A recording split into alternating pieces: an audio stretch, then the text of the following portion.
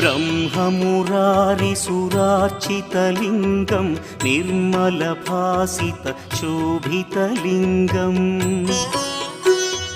जन्मजदुःखविनाशकलिङ्गं तत्प्रणमामि सदा शिवलिङ्गम्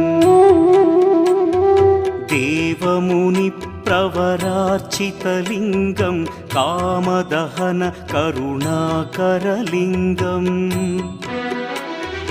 रावणदर्पविनाशकलिङ्गं तत्प्रणमामि सदा शिवलिङ्गम्